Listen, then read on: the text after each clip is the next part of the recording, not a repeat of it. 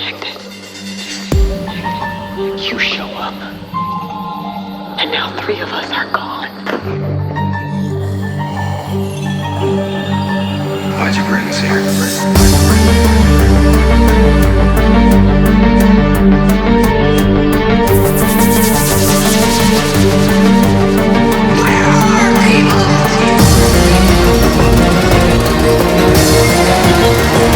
This was the fucking guy who killed the whole county. Big Babe. What happened? No. What did you do to her? For this.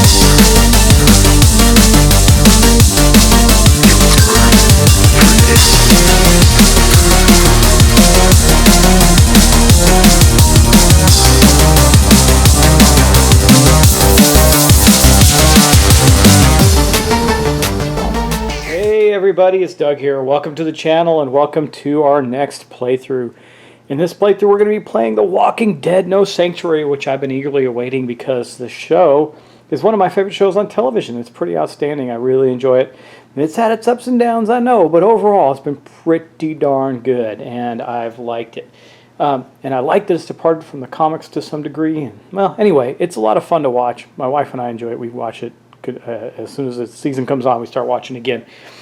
And I think it's coming down to probably, I don't know if it's going to be the last few seasons or not. Doesn't really matter, but the game really captures the feel of it. We're going to play it today. So I have this game set up with a specific scenario, and I'm going to tell you it's not the scenario that you're going to typically see in a playthrough, and that's going to make it challenging because this is also a blind playthrough, meaning that while I've read the rules and I've watched, I don't know, as many videos, there aren't very many videos out there for this game yet, as many gameplay videos as I can to really kind of get it down. There is a chance for some errors because I am still learning this game and will be learning it with you. Though it is not overly complicated, and so I think we'll be mostly okay. However, I do want to talk about what will be different about this than what you might see in a playthrough that comes out of the base game box. Now, the base game box is part of the Kickstarter. I did an unboxing a little while ago. You realize that I had, let me see, 1, 2, 3, 4, 5 additional boxes on top of the base game. So there's a lot of materials in those games, in those boxes that you won't see if you just purchase this retail at some point. This game was published by Cryptozoic, and they've done some other great games. I like the original Ghostbusters. Ghostbusters 2 was okay. They got some playtime in the family and that, but not a ton. So I'm hoping that this will get more because I think the theme and everything else and the gameplay actually is quite a bit better. So let's take a look at the scenario because it is a special one. It came in one of the Kickstarter extras, and we're going to be playing what is, I think, one of the more interesting starting scenarios. And it's one of the few scenarios, by the way, that allows you to play with only 2 characters or 2 players. Now, they said it's recommended for 4 always, but you can play it with 1, 2, or 3 if you want to. It just significantly increases the challenge of the scenario. So with that being said, we're going to take a look at the scenario. Then we're going to take a look at the characters. And then I'm going to just show you how to play as we play. And the setup is already done. So just a couple of setup elements I'll touch on since we're looking at the board here. As you see, I've already placed the walkers out based on the scenario, and I'll show you why I know where to place them. I've also placed a special walker. This is a gas mask walker, and he has a special ability. It's one of the special. There are other special walkers, but this is the one that comes in the base game, so I thought I'd use it. And it's kind of thematic to the first storyline that we're going to be looking through. You also see some sets of cards up here. These are search piles that were prepared out of certain search decks, and that's where we're at now. Up here in if you recognize the hospital with all the bodies on it, this is Wounded Rick. This is a special miniature for Rick when he came out of the hospital. Now, it's interesting because on the other side of these double-sided boards is the hospital, but there's no scenario, which is very strange. Cryptozoic, why'd you do that? You should have had that scenario in here. There's no scenario for that, for Rick, the Wounded Rick, to play through that part by himself or something. But this one is a 1 to 2 player scenario, which makes it interesting. And I'll tell you how that works because we're only going to be playing one actual survivor as the character and the other one as an ally. And because when you only play your own character, now you can play all 4 if you want, but I'm going to play it the way that the game suggests to play these, and you'll see how that works. Anyway, this is the scenario board right here, okay? And it's, well, I call it board, it's a sheet. This is the progress of the scenario, but the setup is on this side. And as you can see, it's called Days Gone By. And we'll read the little story element with it as well. But this is the setup. So it says where to start Rick. It says where to start the other survivor. You notice it says survivor, not survivors.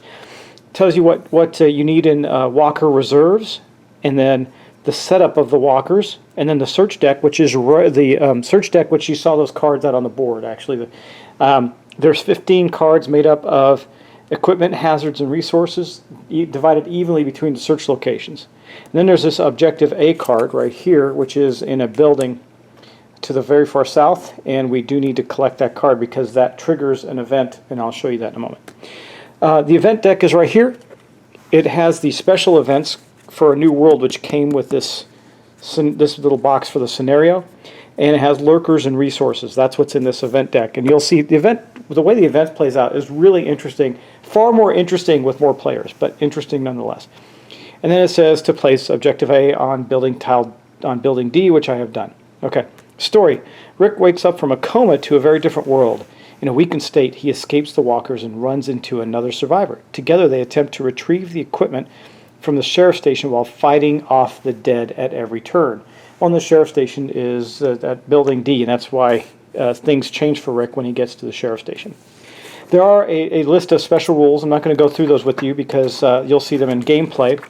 And then what happens after we've done the setup is we flip this over. And it says special rules, Days Gone By. Morale starts at 0. Normally it starts at 10 and it goes down. In this case it goes up. The survivors don't lose to having 0 morale. To resolve group tension, we'll explain how that works as we go.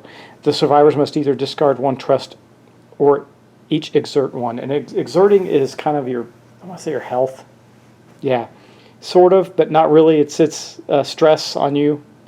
When you exert yourself, you lose cards. And so Rick has a deck of cards. Now, and the other character I'll show you when we talk about allies. This deck of cards is his health. And when he exerts, he loses one of these cards. And when that deck is gone, he's dead. And then there's also stress, which has other effects on the game. It won't be as impactful, I don't think. Might be as impactful in this game. I'm not sure. We'll have to see. Stress is a bad thing. Now, in the multiplayer version, is when you have more players. That is a very interesting mechanic. And I'm not going to use a simple black token for that. I'm going to use this Daryl ride miniature of Daryl on his motorcycle to advance the storyline. How do we advance the storyline? Well, it says if a survivor has Objective A, any survivor, there's going to be 2 in the game. Rick switches from wounded deck to his normal survival deck, then advances the objective, so it would move to here. Then if morale is maxed out, we're in hot water. If morale is maxed out and Rick is on the edge of the map, advance the objective, we win. It's that simple. So we're going to do that. Now, Rick's uniform is Objective A, and that's what we're trying to go after, and that shows it right here. There's no real other special objectives for the scenario. All the scenarios are quite different. So why don't we just get started and play? I'll show you what the rounds look like, and we'll get going. And these are really nice double-sided tiles, by the way. They're good. Okay, so let's get going. Let's play the game. Have some fun. Kill some walkers. See if we can keep Rick alive. But before we do that, I just do want to cover this briefly. Here's Rick's character sheet. Now, there are basically three different stats in the game. There's fighting, interacting, and I got to remember what the other one is. But basically, your cards also align with those, as do the events, and that's very, very important because when you're trying to resolve a card of a type, you're going to roll dice equivalent to that type. So, for example, if I'm playing a fight card, there's extra things, and I'll show you these cards when we play the Survivor cards from Rick. In fact, I can do that now because the first thing we do is draw 3 cards for our hand, and we have these cards here. So here's the 3 cards. I already shuffled it up. So you can see now, because it's Wounded Rick, there's not as much stuff on these because he's wounded, right? But this matters because these all show that they're a certain type of card. These are it's an interact. Gotta remember the name of that one, but and then fight. Coordinate, that's what it is. Sorry, fight, coordinate, and interact. Fight, it's fight, coordinate, interact. Okay, and then you always get to do the top ability on the cards you play. There's also some fundamental basic actions you can take. you're always going to do a maneuver and then take an action. And a maneuver is going to be one of these three things. Move 2 spaces, or stand up if you're knocked down. Hide, reduce threat by 1. Then if there are no enemies in your space, discard 1 stress. You can focus and gain a focus token, or resource. You can perform 1 resource maneuver. That would be something like building a barricade or grabbing food or stuff like that. Okay, anyway, these cards, I'll show you this one because this one's got the most interesting stuff on it. So this push interact mode, it's motivated, it's an interact card. It says what it says what each one is, basically. Move 1 walker in your space and adjust into an adjacent space of your choice. Okay, that's great. Well, we always get that, but we also have these dice. Okay, and these dice have a number of symbols on them. This is a success, that is a exert, and that is a focus. Okay, so if we exert, we can burn a card to turn that into a success. If it's a focus and we have a focus token, we can turn a focus into a success. If we don't have a focus token, we can gain 1 from rolling that. Sorry, dog whining at the door. Anyway, if you get multiple successes, let's say, well, this is a interact. So Rick's interact is 3. That's his best stat. So let's say he rolls these, and that's perfect example. He gets 2 successes right off the bat. So he can do that. This one will happen. Okay, period. Now, for 1 success, he can do one of these. For a second success, he can do one of these. And he could turn this into a 3rd success and do it again. Lose 1 stress, draw 1 search card. So a lot of opportunity there. Okay, that's essentially how these cards work. Now he's got 3 off the bat. Now Morgan, the other character I took is Morgan, and it made sense thematically. Now Morgan is not in the base game. It comes in the extended parts for the Kickstarter that were stretch goals. But Morgan was the first character he actually encountered in this storyline. So I took Morgan instead of one of the other base game characters to be the survivor here. But Morgan, we're not playing him as a survivor, we're playing him as an ally. Okay, allies have a much more set group of things that they do. They don't have a set of cards, and they still have their stats. They still act as the survivor does, but they go immediately after the survivor. So they interact with the world in a similar fashion, but they do these very specific things, or they do basic actions. And again, they get to do a maneuver, and they get to do an action. Now, some of the basic actions are grapple, search, and assist. And we'll go through these if we need to do them. Okay? So that's kind of fundamentally how it works. This will give us stress. And the first thing we do on our turn, to start our turn, is do the planning phase. It says each player draws 1 survivor card from his or her personal survivor deck. The leader then draws 2 event cards, choosing 1 to keep and 1 to neglect. And you'll see how that works in a moment. So we're going to draw 1 more additional card, so we get another stagger. So we got 3 green cards and a red card. Now, what happens after that? We got 1 more thing we need to do. That is gain trust. So our leader gains a trust token, as does our guy Morgan. And that is not on that sheet, which is interesting, but it is in the basic rules when you look at the planning phase, the event phase. It specifically says. If the active event has no, sorry, going way ahead. Want to do the basic thing, the planning phase. Yeah, it says please. If a survivor cannot draw a survivor card due to this, okay, yeah, defeated, and then we pick the approach. So anyway, yeah, each player draws 1 survivor card personal deck. Then the leader then draws 2 event cards. Yeah, okay, so we're going to do that right now. And draw our event cards. Now remember, this is a blind playthrough, so bear with me on this. I'm probably going to be checking the rules a lot, at least in this first initial episode. So let's go to our event deck and draw our 2 cards. Okay, a little quick correction there. He doesn't gain, the ally does not gain a trust token. He gets 1 for setup, not at the beginning of the turn. I think rules have changed over time, so I'm just going back and referring to the rule book. I also saw in one of the playthroughs where Rick, because he was supporting a survivor in a previous one, or an ally, got a stress token for supporting that ally, but I don't see that happens. That only happens when you roll a certain type of die. I can't read in the rules where that takes place. So I'm going to leave it alone. If I'm wrong, let me know, but I don't think Rick starts with a stress because he has Morgan as an ally. All right, so next up we are going to go draw our event cards. So what we do is we draw the top 2 cards, the event deck, and we get these 2. Now we know that we have mainly green cards and 1 red card. And that makes a huge difference because if we go against our own planning, we're planning. These are the types of cards that we're planning with. Are we going to be reckless or are we going to be cautious? Reckless, cautious, and I can't remember what the other one is. But whichever one we play, if the colored cards have to be played matching or the leader gains stress. Now, that for the ally, they typically follow, I think the rules say they follow whatever you played, so they're going to do whatever you do. However, let's take a look at these because we're going to accept one and we're going to neglect the other. And when we neglect the other, we're going to suffer the effect of it. Now, normally, the leader looks at these and chooses one of them without consulting the other players. Now, the players haven't selected their card yet for the round, but that doesn't mean that anything. That still means that the leader has the sole responsibility for selecting which one of these go on the board, and he can't talk about it. So let's see what we have. We have resources, hunger pangs. During activation, a survivor in a building with a search card may discard one focus to heal one. Okay, and then each survivor must discard one food or suffer one stress. I don't like that one.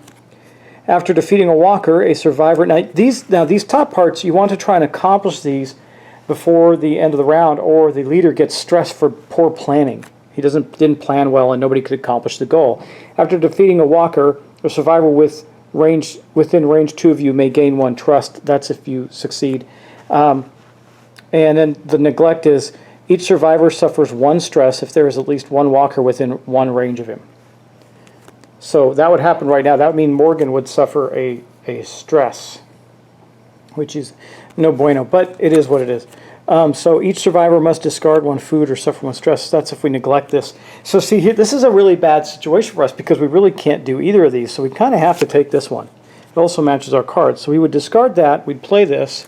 And that becomes our active quest. And the reason these 2 tokens are here, one for Rick, one for Morgan, is because if they do that, after defeating a walker, a survivor within range of you, range 2 of you gains 1 trust. We're not going to be able to accomplish that because we're on opposite sides of the board. So we're going to fail. The question is, in the neglect, what do we do? Each survivors 1 stress if there's at least 1 walker within 1 range of him or her. Well, the only one that's true of right now is Morgan, who's way down in the house he lives in on the bottom corner of the map. So let's take a look at that, because that means now the next part of the turn is that we're going to pick we're going to go to our survivor phase. Now we have to do the neglect portion of it immediately. So let's go take a look at how that impacts Morgan. So because Morgan has a walker within 1 space of him, he's going to gain 1 stress. So what we're going to do is we're going to place that stress token right here. Now what that means is that when he's rolling his dice, he also has to roll 1 of these dice. These are bad. And you can see that there is a failure effect for the ally there based on this symbol, and then there's also this symbol which causes, I think, an exertion or something like that. We'll look it up as we go. But anyway, they're bad dice. So now when he rolls, because he has a stress, he's going to have to roll that. But that's the only negative effect that happens so far. Now we can, in order of leader and then ally, we can take our turns. So, I mean, let's just take a look at Rick's cards again. There's really only one we can play without giving Rick stress. Going back to the board, we look at this motivated card. This is really, it's an interact card.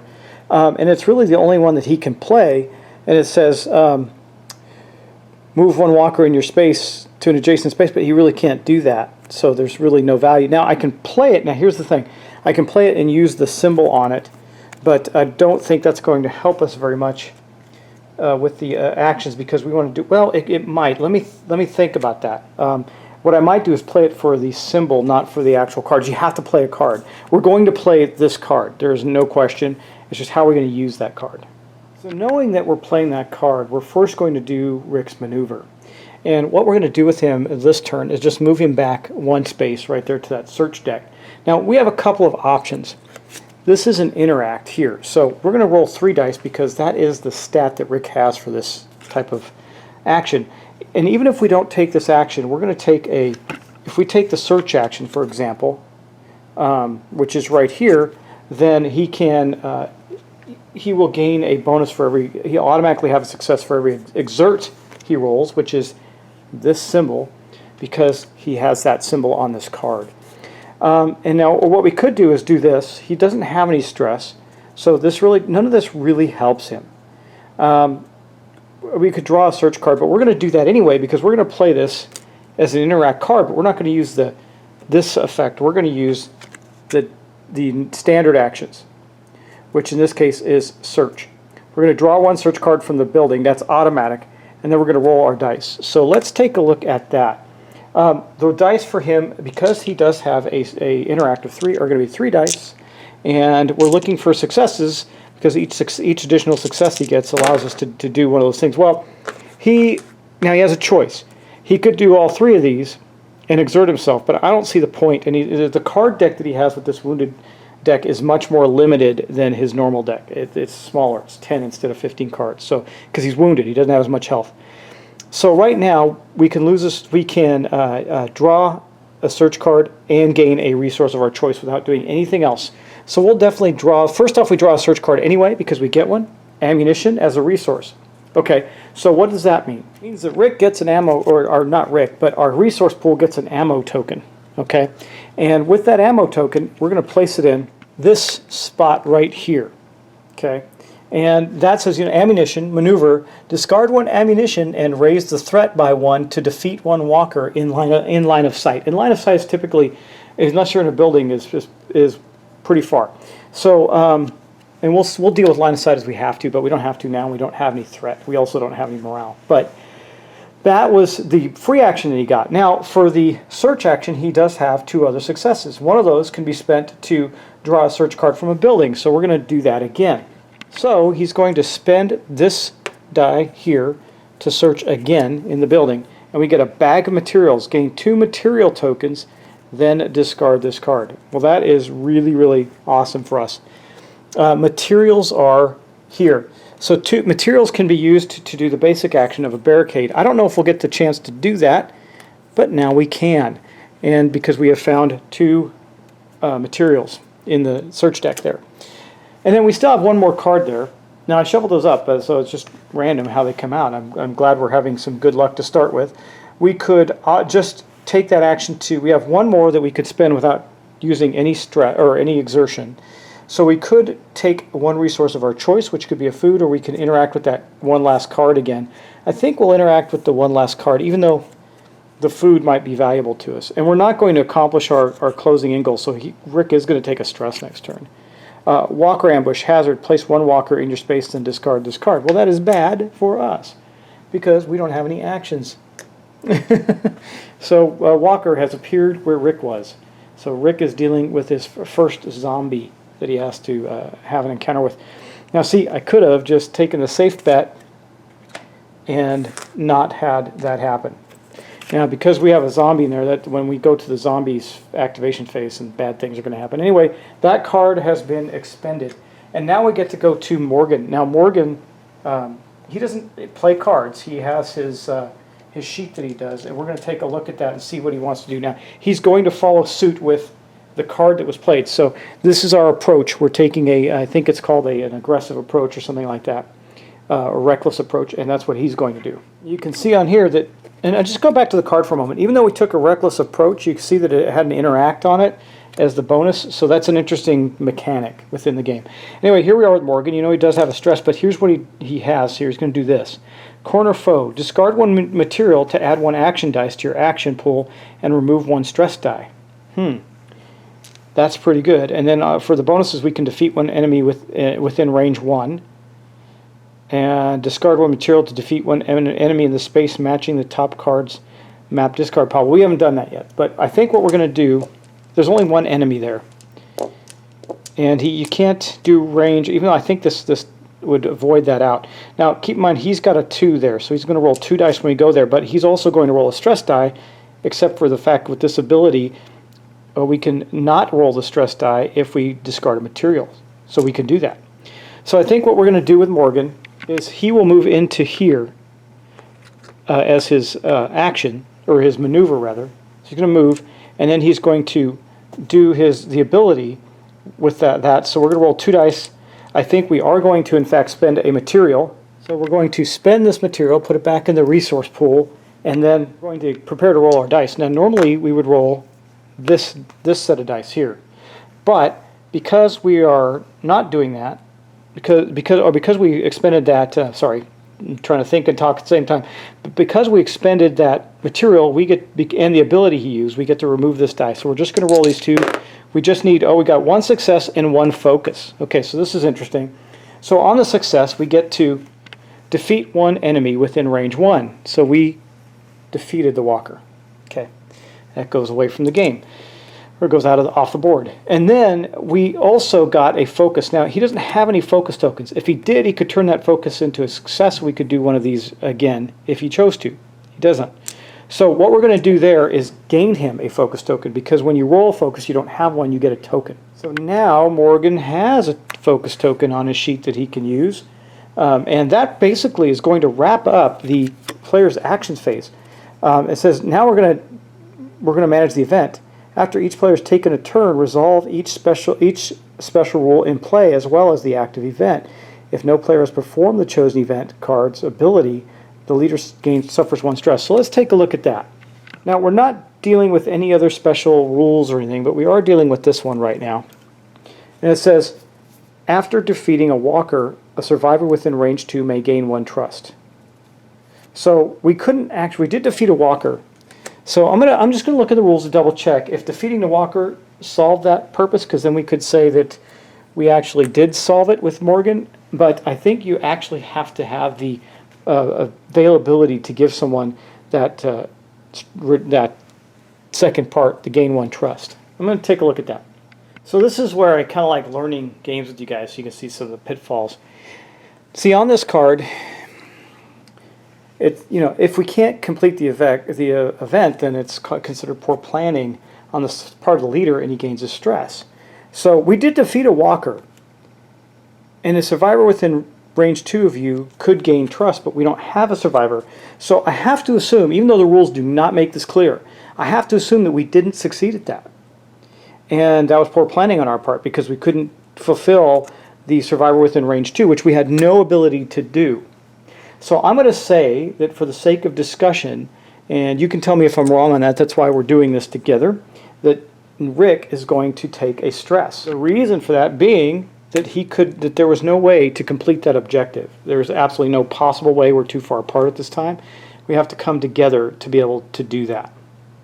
Okay, next up so that would be the event step. Now, if there were any other special events or special things that needed to happen, then those would trigger as well. But we did that. So now we're going to go to the walker phase, and each ready walker activates, then new walkers are placed on the map based on the threat track and positioned according to the map cards. Okay, so let's take a look at that. So the first thing we do is we just take the reanimate step, which is to replace any corpse piles or corpses that are on the board. There aren't any. Then we're going to do the walker activation step. Each ready walker activates following the walker activation rules. Okay, so here are the rules. Overrun. Activate each space containing both a ready walker and a human figure. The effects of activating walker in space depend on what's happening. So if it's a survivor, which would either be the ally or the survivor must exert X, where X is equal to the number of ready walkers in his or her space. Then knock down each walker in the activated space. Okay, so here's what happens. So Rick has to exert himself, which means that he is going to discard one of his 10 cards. That sucks. That was a really bad thing for us that walker appeared there, because we also get rid of his medical supplies card, which would have allowed him to heal. Okay, so that card got discarded. The next thing that happens is, because we didn't get killed by the walker, which doesn't happen unless we run out, we knock the walker down. That's it for that part of the activation. So now if there is no one in the space, then we're going to do a shamble. So we're going to activate each remaining space containing only walkers with no humans. Each ready walker in the activated space moves 1 space toward the nearest human figure, then knock down each walker figure that moves this way. Refer to the walker movement below. The reason you do that is because the walker, you knock them down to keep track of which ones you moved. You're going to stand them back up again. And then it says determining random direction. The topmost card we don't have to determine, because we're going to shamble. So each of those guys is going to move toward the nearest human figure. So it looks like for a lot of that's going to be Rick. He's 1, 2, 3, 4, 5 away. 1, 2, 3, 4, 5, 6. 1, 2, 3. Nope, he's going to move this way. 1, 2, 3, 4. he will move this way as well. He's going to move that way. It doesn't really matter. And then he will move there. And then we got one down south, definitely closest to Morgan, so he's going to move there. Now, they can pass through the yellow lines. That just has to do with in buildings and line of sight. So we're not worried about that. And Morgan is out in the street now trying to kill some zombies, probably his wife zombie that was in the first episode. We'll see how that goes. Anyway, Rick is now in space with a knockdown walker, but we'll see how that affects as things go on, because we're going to continue with that phase now and wrap it up, and then we're going to go to the objectives phase, which means if we completed one of the objectives, we move it forward, but we're not going to be able to do that this turn. So actually, just to catch us up, we would have drawn one of these cards, and you see that right there, that left-right arrow? That would have been the movement when we had to determine equidistance, or if someone couldn't get closer, we would have used that as the movement range, or which way they went. So, for example, there's only one correction I have to make as a result of that, and that is this guy here. He was here. Instead of moving there, he would have moved here. He would have moved left to right. That's all that means. So we're pretty good there. We're fine. We also didn't gain any threat, which is interesting. Normally you do. Like I would have thought that having a walker in there would have gained us some threat. I don't know. We'll see how threat works. I may be missing something. I feel like we should have gained a threat or something during that turn, but it doesn't look like we did. All right, so after review, we actually did not gain any threat during that turn. So we're going to move on to the next phase of that. We would normally stand up all the walkers because we knocked them down. So this one will stand up, but everything else will remain as is. I just moved them because there weren't enough to worry about. I knew where I moved them to. And then it says next thing we do is we go to the objectives phase. We check for the objectives. The leader may pass the leader token. We don't have another leader. We have to stay with Rick since Morgan is an ally. And then we're going to move back around to the planning phase. Now, in the planning phase, again, we're going to draw a card. We're going to continue on, so let's do that. So first things first, we're going to draw a card for Rick. We got another new card. We're going to have to look at them all. Now, he did lose a card. He's got 2 cards in the discard pile right now, so we've got to be very careful. But we have a fight or flight. We can do self-reliant as Wounded Rick, self-reliant. These aren't great. If you perform an action during this activation, roll 1 additional action die. That means we could perform a basic action from here that matches, from here rather. We could perform one of the basic actions instead of this, right? Because he can't do that much because he's wounded, right? So let's see, you may move 1 space. This one might be the way to go. Knock down an enemy in your space, move 1 space, discard 1 trust. If we fail. So we do have a stress, so we will be playing one of those. And if we play that with Morgan, he's going to set traps. I think that's what we're going to do. Well, we could just take a grapple action and play one of these other ones that allow us to roll an extra die. Let's do that. Yeah, we're going to do this.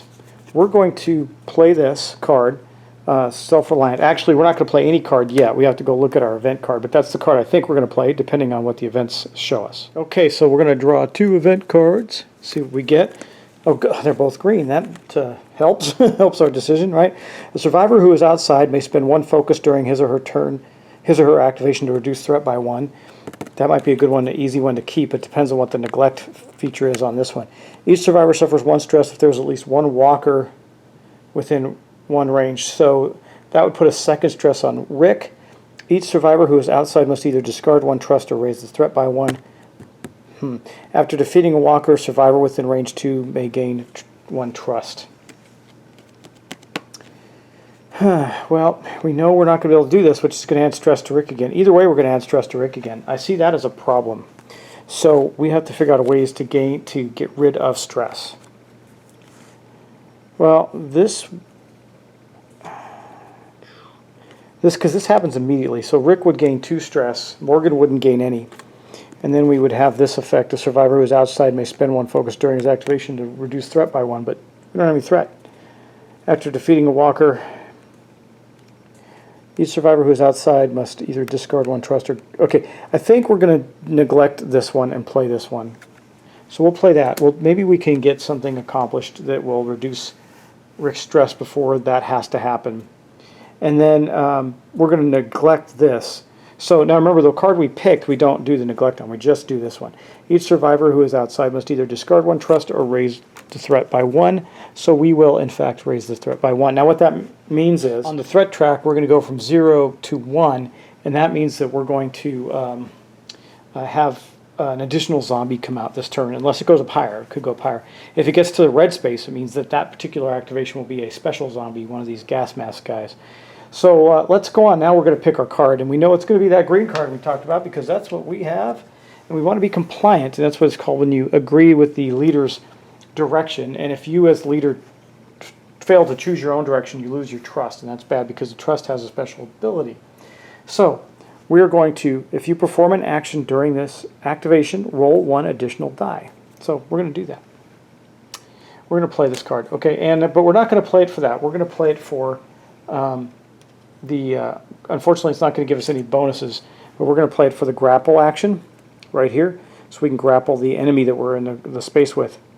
So we're going to try and knock him down and defeat, and then if we get 2 successes, so we're going to knock down an enemy, then hopefully we can defeat him and get him out of there and start to move away. So let's see if we can do that. If I try and move out of there, I'll have to exert, and I don't want to do that. So currently, we're talking about his attack action. So that grapple is an attack, which now Rick has a score of 2, so that means he's going to get 2 dice. And because he's stressed out, he has to roll 1 of these as well. So let's see what he gets on that. Okay, well, so good news, bad news, right? So let's take a look at this. We've got a focus, which he does not have a focus token, so he can't do much with that. He's got the black die is going to increase the threat to 2, so that is just going to happen. So we'll just increase the threat up to 2, and then he can exert himself. So I think what we're going to do for him this turn, this sucks, but we're going to have to do it, is we're going to have to discard another card to exert himself. He's going to have to do it if he wants to succeed.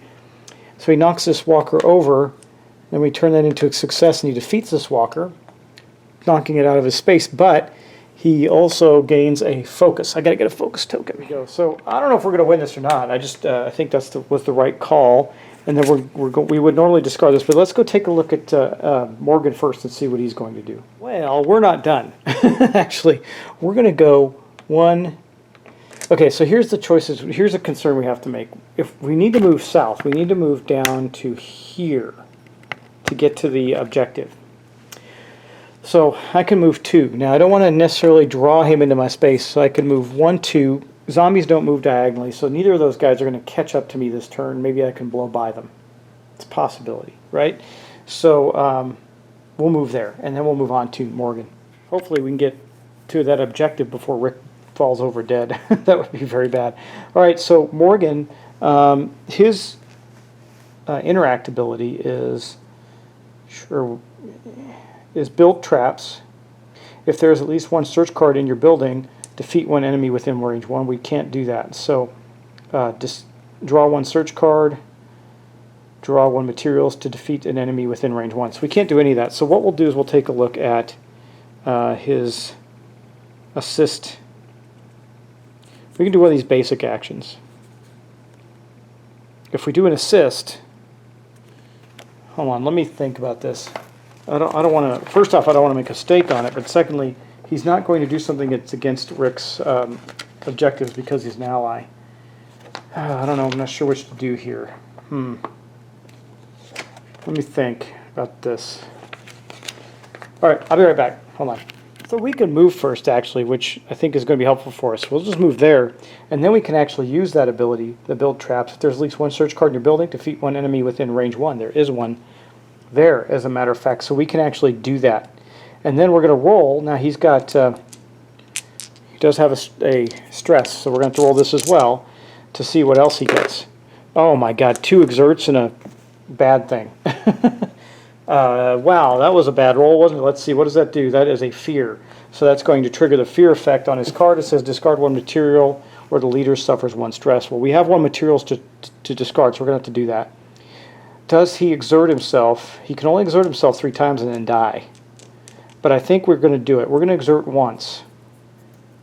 Now, it does say if there's at least 1 search card in your building, defeat 1 enemy within one range. Let me look at line of sight. I don't know if being out of the building is considered one enemy within one range. So I'm going to just double check the line of sight rules just to be sure I'm not going to cheat there.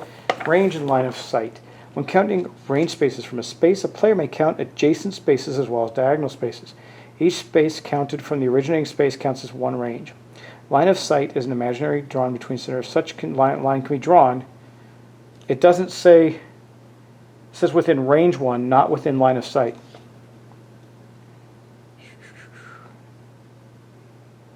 A figure must have a line of sight to a target's figure space in order for that figure to be within range. A figure without touching any part of the wall of a wall. Okay, so I don't think he can actually defeat the walker there, but he can use the exert to draw a search card there. So let's do that. We're going to turn this into a success, which means I take one of his tokens, his colored tokens that matches base, and I put it on his record sheet. If he gets to 3 of those, he's dead. We're going to draw one of these. Clutter, hazard, suffer 1 stress or raise the threat by 1, then discard this card. Well, I'm not keen on getting a special walker out, so I think Morgan's going to have to find a way to reduce his stress. He'll take another stress. Okay, there we go. Now, that was the end of the player's turns again, so we're going to move on to the event phase. And we didn't accomplish that event again. So when we take a look at this event, we're going to say, all right, after defeating a walker, a survivor within range 2 may gain 1 trust. Well, we can't do that because we're not within range 2. So again, I'm going to assume that that means we failed at it. We did not succeed because we could not, there wasn't anybody that could make the choice of gaining the trust or not. So that puts Rick at 2 of his 3 potential stress. This is bad. Now if he goes over stress, we start having group tension, which would normally reduce morale. In this case, because our morale is already at 0, we haven't increased it at all yet. We're going to have to, it says to resolve group tension, which that would be the survivor must either discard 1 trust or each exert once. So that's really, really bad for us. But anyway, that's where we're at there. I didn't want to continue to increase the stress. We did not succeed at that event again because it's the same one as last time. And then next up, we're going to go to the walker phase. So let's take a look at that again. There's many steps in the walker phase, and I wish that there was some kind of like cheat sheet to do that. I know that probably after you play it half a dozen times, you probably don't have to worry about it. But initially, you'd have to look at it over and over again. So the first thing we're going to look at in following the order below, we're going to look at overrun, a space containing a walker and a person. There isn't one. We don't have survivors. We don't have to worry about that. Swarm, we don't have to worry about that. We do have shamble. Okay. So with the walker movement, we're going to determine the random direction, and then they're going to move in that direction towards as close as they can towards the next survivor. So it's going to be north and south, and that means that so for example, this one will move here. See, I don't really get that. It says activate each remaining space containing only walkers with no human figures. Each ready walker in the activated space moves 1 space toward the nearest human figure, then knock each walker down. So I would move him there. That is 1 space closer, regardless. I think, but it says determine the topmost card in the map card discard pile is used to determine random directions. Up, down, left, right. If there are different human figures equidistant to activated walkers in the indicated directions, use the target priority. Red lines on the compass. So okay, so only if they are going to be equidistant do we have to worry about that. So right now it is north and south, and actually it would be east and west, I think, because that was the previous card. So let's back up here, take a look at this. So we got this one. I knocked him down. This one, he's definitely still closer to Rick, so he's going to go there. This one is going to move into Morgan's space, and these 2 will move there. That looks like that's going to be how that will go. And then we'll stand them all back up. And yeah, I did knock these 2 down, but we knew what they did. And I'll stand them all back up, and then we're going to go to the next part of that phase, which is going to be yeah, I'll knock, and then we're going to go to the next part of the phase, which is going to be the objective phase. Nope, we're going to place walkers on the map. Then, yeah, walker phase. Activate each walker, then each new walkers are placed on the map based on. Okay, so here we go. Here's what we're going to do. Now we know that we have 2 threats, so here's how this works. We're going to first resolve this threat. So we're going to knock it down one. We're going to take a regular walker. This is the female version of that regular walker. Then we're going to draw a map card, and it's going to tell us, see, where we're going to put it. So we're going to put it down here. That means that it's going to go right there where our objective is. Okay, now that was one of them. Now we still have one more to go, so we're going to reduce it one more time. We're going to take another walker. We're going to draw another map card. We're going to see that he is going to now go, well, it happens to be in line of sight. It's going to go right there. Okay, and that then will be our map discard for movement next round. And that's going to be the end of the walker's phase. Stress has been taken, or threat's been taken care of. We have not yet increased any morale, and I'm trying to get Rick to the objective. That's the key thing. So next up, let's go back around to our planning phase and draw a card. Okay, so this is Rick's hand. We're going to draw another card. We're actually already down to... if I can't draw a card... Ah, man, this is rough. Maybe this wasn't the best scenario to start with, but it is what it is. We're going to hustle him down toward the objective. I can tell you that right now. We got to get him there in a couple of turns so he can get more cards. All right, Wounded Rick. Knock down one enemy in your space.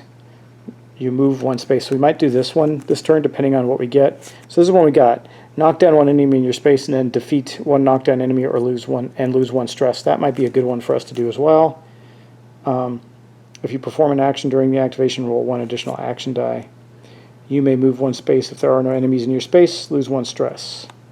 That's a good one too. So let's see what we get in our, because now we're going to go draw our events. Since now that could change everything that we're doing here. Okay, so we're going to draw 2 of these. We're going to see what we get. Well, interesting. So let's take a look, because this is really going to be the foundation of what changes things for us. During the activation, a survivor can, in a building with a search card, may discard 1 stress. We could actually manage that. But in that case, each survivor in a building with no search card suffers 1 stress. Well, we're gonna take this negative 1 because we can do this. So during activation, a survivor may in a building with search cards may discard. So these have the same effect. They're different kinds of cards though. So I think it's really going to depend. I really don't want to do. Yeah, both these are exactly the same. So it really depends on what card we want to play. And I think I want to play this one because it allows us to knock down an enemy in our space and defeat a knockdown enemy and move. I don't know, or we could do the one that allows us, actually this one, fight or flight, move, knock down enemy, move 1 space. We can end up moving 2 spaces, but we do have 2 stress, which kind of sucks. However, we're going to complete this goal, which during activation of survivor in a building with a search card may discard 1 stress. That's Morgan. So we won't gain any more stress from this for Rick. So I think we're going to do that. So let's take this card. We're going to take the negative effect of this card, which has nothing, so it won't impact us, and this will be our objective. Okay, that's good. Now, if we were multiple players, we'd all then be playing cards. Now, we're going to play this one. We know that. Okay, so we're going to play this card, and we're going to move 1, 2, and then we're going to take our maneuver. So we use our maneuver to move 2. Then we're going to do the card. So we're going to have to roll. Let me see. That is going to be 1 die and 2 of these. Ouch, that's really bad because that's his worst ability there. Well, it is what it is. So hold on. This says dive. It's an attack card. Doesn't. Let me think about that for a moment. Okay, as I understand it, this isn't what drives it. It's this right here. So this is an attack. Now some of them don't have anything on them. I think it's because I'm using those special cards for the Wounded Rick. So this is an attack roll, so he actually gets 2 dice. So we're going to be rolling these 4. Let's see what we get. Well, that's not terrible. That means we got threat. But we also got a success. And we got a focus. Now I have a focus token, but I'm going to keep it because it says during activation of survivor in a building with a search. No, we don't have to worry about that. So I'm probably going to use my focus token to get both successes because then I can move 3 spaces. Get to right here. Now he'll move into my space. That's okay. We can then get rid of him and then go in here and get the objective. So I think, yeah, we can knock down an enemy. Actually, here's what we can do. So this allows us to move 1. We move 2, so we move 1 more. We can move 1 more, but we don't have an enemy in our space, so we can't do the other one. There's no point in doing that. However, I could turn that and move again. I think that would be bad, because then we'd get hit next turn and take a wound. So we're not going to do that. We'll take this as a focus then and get another focus token. There we go. And that is going to end his action for that turn. So that was all his stuff. Now we're going to go on to Morgan. So first off, Morgan is in a situation where he can resolve our quest. So we're going to take away 1 of his stress, and that means we finally were able to do one of these events here. So he completed that. Yay. And then we're going to do the trap action, I think. So here's that. So set traps if a survivor's in a space with matching the card. Wait, if the survivor is in a space matching the top card of the map discard pile, the survivor may defeat 1 enemy in that space. Otherwise, you may discard 1 material to, yeah, because he's not in the space matching the top card of the discard pile. So we can discard a material to do that and roll now only 1 black die, but for him it would be 2 of the skill dice. So I think we're going to do that because it would allow us to, first we're going to gain 1, then we can gain a material, and then choose 1 survivor within 1 space. Could be including him, matching the top card.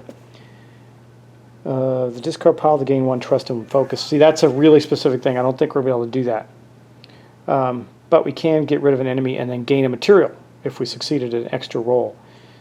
We won't be able to search, though. That's okay. We'll get rid of the enemy. All right, so let's do this. Okay, so here's Morgan. We are going to spend the last remaining material that we have. Hopefully we find some more to make a trap. He's going to make a trap and take out that walker. He got 2 successes, but that's not good. His fear effect. So that puts Rick at 3 stress. We have to we're going to have to rest with Rick, I think. He won't be able to, though. So, because that means the discard 1 material or the leader suffers 1 stress. Well, we used our material for the trap. So while we did get rid of this guy, hold on, let's resolve this. I wonder if we can resolve this in order. Because we had 2 successes. So before I add that stress onto Rick, it doesn't say you have to resolve them in a specific order, does it? Well, at least not the negative effect. That goes last. So because we can use both of these to gain 2 materials after we discarded 1 to kill the walker, and then use 1 of those materials to negate the fear effect. Let's do that. So we used our 2 successes to gain 2 more materials after we spend 1. Then this happens, discard 1 material or the leader suffers a stress, so we'll discard 1 material, leaving us 1 material in our pool. Well, we do have a lot less walkers now, but we only have 1. We actually have 0 threat again this round, so there won't be any new walkers coming on here. But this guy is a bad dude. He is this dude. When the figure moves into the survivor space, each survivor in the space suffers 1 stress. So Morgan he's 2 turns away from Morgan right now, so we're not in bad shape there. So looking over the map again, there's no zombies in a player's space. No walkers. Then what happens is we start moving them in the direction to the closest walker or closest player unless they're equidistant, right? So we'll start with the ones at the top of the board. They're easy. They're going to move here, here, and here. Okay. Now here, this one's going to move this direction based on the map card. Well, this one's going to move here, and then this one will move here based on the map card, because right now the map card on the top of the discard deck is showing east and west. So that is how those are going to end up. Then, of course, they all get knocked down, but then they all get back up again. So, I mean, if you got your movement rules down, you don't have to worry about that too much. It's just, again, it's just a way to make sure that you don't move people twice. All right, well, that is the end of that round. Again, we had no stress. We did, however, succeed at the completing the active mission, so we don't have to worry about gaining more stress for that. That is very, very good. All right, and that's going to be the end of that. So next up, we're going to draw another card for Rick. I'll show you what that card is. It's another one of these cards, but we're about to get into that room and get his stuff. So we're going to be okay there. I think we're going to be good. And then, because that's going to happen during the objective step, and I'll show you what I'm talking about. We haven't been able to make the objective, but it says if the survivor has objective A, Rick switches from the wounded deck to his normal survivor deck, then advance the objective. So we're about to advance the objective. first off, we have to draw 2 event cards. Let's see what we get. Huh. Clear the area. I know I shuffled these guys, but they're all coming up lurker cards. Well, not all. The last one's resources. Lurkers. After defeating a walker, survivor may gain a focus. That one's going to be very easy to do. Each survivor who is outside must either discard 1 trust or waste threat by 1. That's not terrible. Each survivor on a tile with at least 1 walker suffers 1 stress. We definitely don't want that. So we're going to neglect this one, I think. Yeah, we're going to neglect this one. So we're going to have to suffer this right now. Each survivor who is outside must either discard 1 trust or raise threat by 1. Well, we're going to raise threat by 1 because I don't want to discard our trust. We can use our trust ability, which is a survivor may discard 1 of your survivor tokens before performing an action to roll 1 additional die. That's Rick's ability, but we haven't used it. Then it says each survivor on the tile. This is what we're going to deal with. After defeating a walker, survivor may gain 1 focus. That's probably going to happen for both of them. So we'll see. All right, that's that. So now we know we're going to want to play yellow card, and that's fine because that's what I was planning to play with Rick anyway. Let's take a look. Okay, this is, I think, the card we're going to play. It is another attack card. It says Wounded Rick, of course. It says knock down 1 enemy in your space. And then we're going to roll. We could defeat him, lose a stress, and suffer stress if we get that. But let's see.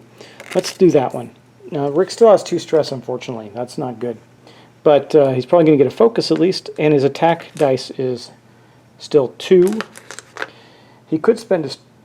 He could give 1 of his own abilities to himself. A survivor may discard 1 of your survivor tokens before performing an action that says discard to roll a survivor. So I could give myself a token. We're fine. We're fine. I'm not going to worry about that right now. Let's take care of this guy and see what we get. Really? That's going to be very, very bad for us. Okay, well, here's the deal. We got these 2. We're going to have to deal with these, but right now we're going to deal with this. So I already have 2 focus tokens, so we're going to do that. Just turn that into a success. Here's what we're going to do. We're going to knock him down. Okay. Knock down 1 enemy on your space. Then we take our first success, defeat 1 knockdown enemy. It's gone. Okay. Second success, lose 1 stress. It's gone. Okay, now, unfortunately, that took 1 of our focus tokens as well, so that has been used. And then we're going to suffer 1 stress. I don't know if those, I think those are cumulative, I'm not sure, or we just suffer 1 stress for each one. I'm going to check. So Rick is incredibly stressed out right now, but guess what he gets to do? He gets to move. He's going to move in there where his objective is.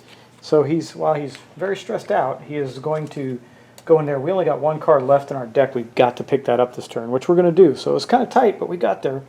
Now we're going to look at Morgan. Now we are playing, once again, a yellow card, so it's going to be his set trap ability. If a survivor is in a space matching the top card, he's not. But we can still spend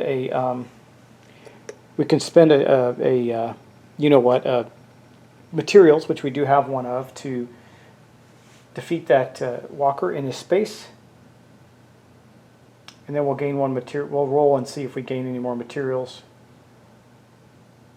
Okay, so let's do that. We're going to play the set traps thing again. So he is going to get 2 of these dice, 1 of these dice. He did not. He could exert himself. He got no negative effect, which was good. That's the only symbol on there that does no negative effect. He does have a focus token, so he can spend his focus token to turn this into a success, so he doesn't have to exert. We only need to do 1 thing. We're going to defeat the walker that's in his space with a trap using our 1 material, and then we're going to use the success to gain the material back. Now, both of us have completed the objective, so both of us are going to get another focus token based on the clear the area, which is after defeating a walker, survivors may gain 1 focus token. So both of them defeated a walker, so that means we do that, and both of them cleared it. So we do not suffer stress as a result. That's good, because if Rick had to suffer a group tension right now, we have to discard a trust or exert ourselves, and that's bad because we don't have any morale. The next part of this segment, when we get Rick's cards back, is building up the morale to get off the map. That's going to be pretty tough. And so I think what we're going to do is, after we complete this round, we'll end this episode here. We edit it, see how many bad mistakes I made, and then we'll continue on in the next episode. So let's do that. Let's go back to the board and finish this off. I already kind of started the event phase. We did succeed at the event, so that goes away. Nobody gets any stress. We're okay there. There aren't any other events. When it says has objective A, I wonder if he has to search to get that objective. If the survivor has objective A, he's on objective A. Oh, it's the top card of the search deck. So yes, he's going to have to search next round. So he has not completed that yet. But we're going to go to the walker phase next. So now we have a problem because this big bad guy is going to walk into here, and it says gas mask walker. When the fifth figure moves into a survivor space, each survivor in the space takes stress. So we're going to put a stress marker on Morgan. So he's got 2 stress now. We're stressed out, guys. Okay, and then I'm not going to bother knocking these guys down. They just all move up 1. Rick's going to have to deal with this one next turn during his search. Well, he doesn't have to, but then he'll get attacked the following turn, which will cause problems. But he'll have his whole deck. I mean, I think the priority is to get his whole deck before he runs out of cards. All right, and then this one stands back up, and that's it. So that is going to end, when I say that one, with this one, I mean this one. That is going to end the player's turn, or the walker's phase. There was one threat, so we're going to have to spawn 1 walker on the board. Let's draw a map card. Okay, here we go. So it's going to go up. Okay, that's not too bad. It's just going to go right here. So we'll put a walker there. Then we put this one. Now see, this map thing shows north or south for checking equal distance, and that reduces this stress by 1, so we are complete with that. That is done. Then we check objectives. We did not succeed in our objective, so we have completed the round. I think I'm catching on, guys. You tell me what mistakes I'm making. I'm going to say it again if you didn't catch the beginning of this video. This is a blind playthrough. I've read the rules, and I think it was a mistake. I'm going to tell you right now, I think it was a mistake to watch the playthroughs because some of the rules have changed. For example, on Rado's playthrough that he did a year ago, it showed that when he took an ally, he gained stress. There is absolutely nowhere in the current rules that say when you're responsible for an ally, you gain stress, a stress token at the beginning of the game. It doesn't say that anywhere. Another thing that I saw people doing were automatically taking everybody got a, at the beginning of the round, got a trust token. You don't do that either. You just gain a trust token at the beginning of the game. You have to gain the rest of your trust tokens, I think, through cards. So I don't know if that was an error or what, but that's what I saw. So I was concerned about it, and I kept flipping through the rules and seeing that didn't exist. So I would not use the playthroughs as your definitive rules source. I would watch the playthroughs to get an idea and then go back to the rules, including this one, because I know I'm probably making some errors trying to get this right. But this would be a good learning experience for all of us. So, and then what I'll do after this is maybe play the next scenario where I'm more familiar with it. We'll see. Anyway, guys, that's going to end this episode. It's a pretty long one. So thanks for watching. Thanks for subscribing. I hope I didn't botch this up too much. I'm sure you'll let me know if I did. And I will talk to you in the next episode.